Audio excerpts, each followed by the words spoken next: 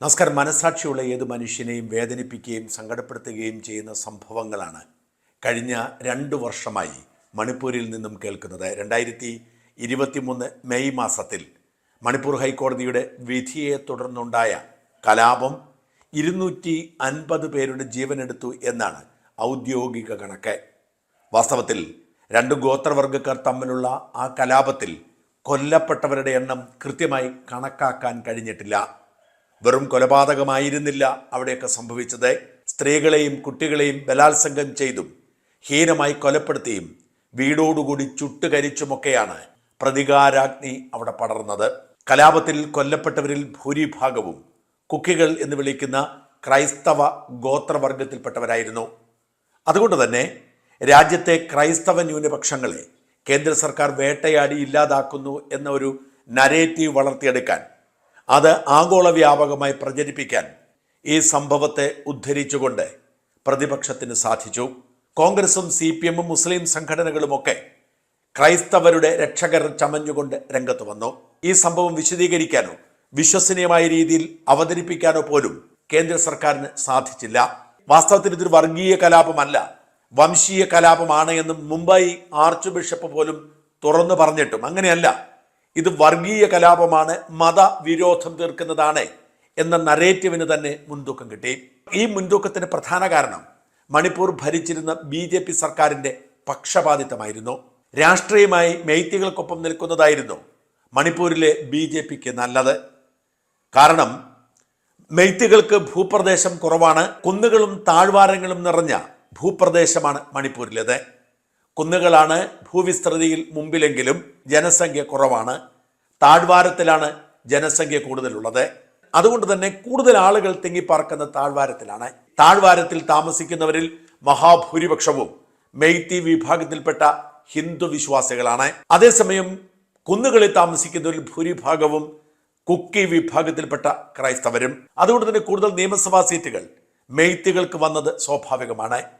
മെയ്ത്തികളുടെ പ്രതിനിധിയായി ബീരൻ സിംഗ് എന്ന മുഖ്യമന്ത്രി ഭരിച്ചതോടെ അവിടെ തീവ്ര മെയ്ത്തി സംഘടനകളുമായി കൂട്ടുചേർന്ന് അവരെ സംരക്ഷിക്കുന്ന നിലപാടെടുത്തതോടെ കുക്കികൾ ഒറ്റപ്പെടുകയും പേരുദോഷം കേൾക്കുകയുമായിരുന്നു.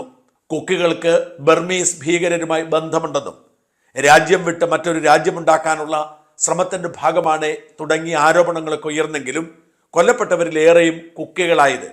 മെയ്ത്തികൾ അതിക്രൂരമായി ഇവരുടെ ജീവനെടുത്തത് സഹതാപം കുക്കികൾക്ക് അനുകൂലമായി. എന്നാൽ ഇതൊന്നും അംഗീകരിക്കാനോ ഉത്തരവാദിത്തം ഏറ്റെടുത്ത് രാജിവെക്കാനോ ബീരൻ സിംഗ് ഒരുക്കമായിരുന്നില്ല.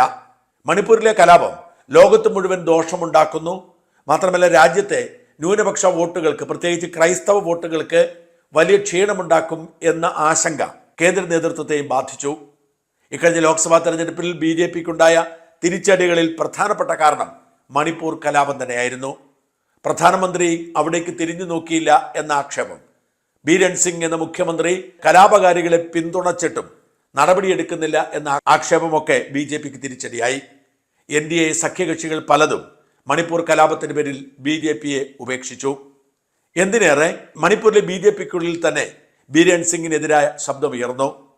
ഓരോ സമയവും ബീരൻ സിംഗിനെ രാജിവെപ്പിക്കാൻ കേന്ദ്രം ആഗ്രഹിച്ചെങ്കിലും മെയ്ത്തികളുടെ നേതാവായി അറിയപ്പെട്ടിരുന്ന ബീരൻ സിംഗിനെ ഒഴിവാക്കാൻ കേന്ദ്രവും മടിച്ചു. പലതവണ ചർച്ചകൾ നടത്തിയെങ്കിലും ബീരൻ സിംഗ് രാജിവെച്ചില്ല. സമ്മർദ്ദത്തിനൊടുവിൽ രാജിവെക്കാൻ പോകുന്നു എന്ന് പറഞ്ഞുപോയ ബീരൻ സിംഗിനെ മെയ്ത്തി കലാപക്കൂട്ടം തടഞ്ഞു നിർത്തുകയും രാജിക്കത്ത് വലിച്ചുകയറി കളയുകയും ചെയ്ത സംഭവം വരെ ഉണ്ടായി. അങ്ങനെ മണിപ്പൂരിന്റെ മുഖ്യമന്ത്രി മെയ്ത്തികളുടെ നേതാവായി മാറിയ സംഭവം ഉണ്ടായി. മണിപ്പൂരിലെ BJPക്കുള്ളിലെ പകുതിയോളം MLAമാർ ബീരൻ സിംഗിനെതിരാണെങ്കിലും അവർക്ക് പരസ്യമായി എതിർക്കാൻ സാധിക്കാത്ത ഒരു ഭീകരാന്തരീക്ഷം ബീരൻ സിംഗ് സൃഷ്ടിച്ചു. ചില തീവ്ര മെയ്ത്തി സംഘടനകളോട് ചങ്ങാത്തം കൂടുകയും അവരുടെ സംരക്ഷണയിലാണ് താൻ കഴിയുന്നത്, തന്നെ കൈവിട്ടാൽ ജീവൻ നഷ്ടപ്പെടും എന്ന ആശങ്ക BJP MLAമാർക്ക് വരെ ഉണ്ടാക്കിക്കൊടുത്തു. വാസ്തവത്തിൽ ബീരൻ സിംഗിനെ രാജിവെപ്പിച്ചാൽ മണിപ്പൂരിൽ കൈവിട്ടു പോകുമെന്നും മണിപ്പൂരിനെ നിയന്ത്രിക്കാൻ കഴിയില്ല എന്നുമുള്ള ആശങ്ക കേന്ദ്ര നേതൃത്വത്തെയും ബാധിച്ചിരുന്നു. അങ്ങനെയാണ് അവർ അർത്ഥഗർഭമായ മൗനം പാലിച്ച് ഒഴിഞ്ഞു മാറിയത്. ഇക്കഴിഞ്ഞ ലോക്സഭാ തെരഞ്ഞെടുപ്പിലെ തെറ്റുകൾ ഓരോന്നായി തിരുത്തി അതിന് പരിഹാരമുണ്ടാക്കാൻ RSS കൃത്യമായി നിർദ്ദേശം കൊടുത്തതോടെ ഓരോ മേഖലകളിലെ തെറ്റുകൾ തിരുത്തി മുമ്പോട്ട് പോവുകയാണ് BJP ഇപ്പോൾ. മഹാരാഷ്ട്രയിലും ഹരിയാനയിലും തെറ്റുതിരുത്തി അവർ അധികാരം ഉറപ്പിച്ചതിന് തൊട്ടു പിന്നാലെ അപ്രതീക്ഷിതമായി ഡൽഹിയും പിടിച്ചെടുത്തു. തെറ്റുകൾ ഉള്ളതൊക്കെ പരിഹരിക്കുക, BJP ആണ് പ്രധാനപ്പെട്ടത് എന്ന സന്ദേശത്തോടെ മുമ്പോട്ട് പോയപ്പോൾ ഇനി അടിയന്തരമായി തിരുത്തേണ്ടത് മണിപ്പൂരാണെന്ന് വ്യക്തമായിരുന്നു. അതുകൊണ്ട് ബീരൻ സിംഗിന്റെ രാജി കേന്ദ്ര നേതൃത്വം ഇപ്പോൾ രണ്ടും കൽപ്പിച്ച് ആഗ്രഹിക്കുന്നു എന്ന് ബീരൻ സിംഗിന് ബോധ്യമായി. ധൃതി പിടിച്ച് കഴിഞ്ഞ ആഴ്ച ആഭ്യന്തരമന്ത്രിയെ കാണാൻ ഡൽഹിയിലെത്തിയെങ്കിലും അമിത്ഷാ കാണാൻ വിസമ്മതിച്ചു.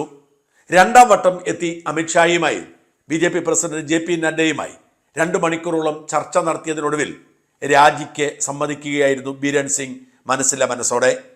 ഭൂരിപക്ഷം നഷ്ടപ്പെടുന്ന ഒരു സാഹചര്യം BJPക്കുള്ളിൽ ഉണ്ടെന്നും ഇന്ന് വരാൻ പോകുന്ന അവിശ്വാസത്തിൽ തോൽക്കാനിടയുണ്ടെന്നും ബോധ്യമായതും BJP നേതൃത്വവുമായി ഇടഞ്ഞു മുമ്പോട്ട് പോയാൽ പണി കിട്ടുമെന്ന് ഉറപ്പാക്കാൻ കഴിയുന്ന വിധത്തിൽ ആഭ്യന്തരമന്ത്രി ഇടപെടൽ നടത്തിയതുമാണ് മനസ്സില മനസ്സോടെ ഈ രാജിക്ക് കാരണമായത്. എന്തായാലും ബീരൻ സിംഗ് ഇന്നലെ വൈകുന്നേരം മണിപ്പൂരിൽ ചെന്ന് രാജി സമർപ്പിച്ചു. പുതിയ മുഖ്യമന്ത്രി ആരെ തുടങ്ങിയ കാര്യങ്ങൾ ചർച്ചാ വിഷയവും വിവാദവുമാണെങ്കിലും തൽക്കാലം മണിപ്പൂരിലെ കലാപകാരികളെ പിന്തുണച്ചു എന്ന് പേരുദോഷം കേൾപ്പിച്ച, മണിപ്പൂരിൽ സമാധാനമുണ്ടാക്കുന്നതിൽ അമ്പെ പരാജയപ്പെട്ട മുഖ്യമന്ത്രി രാജിവെച്ചതോടെ തൽക്കാലത്തേക്ക് പ്രതിസന്ധിക്ക് പരിഹാരമാകുന്നു. മെയ്ത്തികൾ ഭൂരിപക്ഷമായിട്ടും സംസ്ഥാനത്തെ ക്രമസമാധാന സാഹചര്യത്തിൽ ജനങ്ങൾ എതിരാണ് എന്ന സന്ദേശമായിരുന്നു ഇക്കഴിഞ്ഞ ലോക്സഭാ തെരഞ്ഞെടുപ്പിൽ BJPയുടെ കയ്യിലുണ്ടായിരുന്ന മണിപ്പൂരിലെ 2 സിറ്റിംഗ് സീറ്റുകളും നഷ്ടപ്പെട്ടത് വഴി മനസ്സിലാക്കാൻ കഴിഞ്ഞത്. അതുകൊണ്ട് തന്നെ ക്രൈസ്തവ വിഭാഗവുമായി ചേർന്ന് മുമ്പോട്ട് പോകാനാണ് BJPയുടെ പദ്ധതി. ഈ വരുന്ന 5 വർഷവും ക്രൈസ്തവരെ ചേർത്ത് പിടിക്കാൻ BJP പദ്ധതിയിടുന്നു. അങ്ങനെയെങ്കിൽ മണിപ്പൂർ ഒരു തലവേദനയാണെന്ന് കേന്ദ്ര നേതൃത്വത്തിനറിയാം. ആ തെറ്റുതിരുത്തലാണ് മണിപ്പൂരിൽ സംഭവിച്ചിരിക്കുന്നത്. മണിപ്പൂരിന്റെ സമ്പൂർണ്ണ നിയന്ത്രണം സർക്കാരിന്റെ കൈകളിൽ വരട്ടെ. മെയ്ത്തികളാണെങ്കിലും കുക്കികളാണെങ്കിലും പരസ്പരം തല്ലിച്ചാവാൻ ഒരു ഭരണകൂടവും അനുവദിച്ചുകൂടാ. കലാപം നടത്തുന്നത് ആരാണെങ്കിലും അവരെ അടിച്ചമർത്തണം. കലാപകാരികളുടെ ആയുധങ്ങൾ പൂർണ്ണമായും നിർമ്മാർജ്ജനം ചെയ്യണം. അങ്ങനെ മണിപ്പൂരിൽ മാത്രമല്ല വടക്ക് കിഴക്കൻ സംസ്ഥാനങ്ങളിൽ തലപൊക്കി വരുന്ന ഭീകരവാദവും മതരാഷ്ട്രീയവും കലാപരാഷ്ട്രീയവും ഇല്ലാതാക്കാൻ ഇനി കേന്ദ്ര സർക്കാർ ഉറച്ച നിലപാടെടുക്കണം.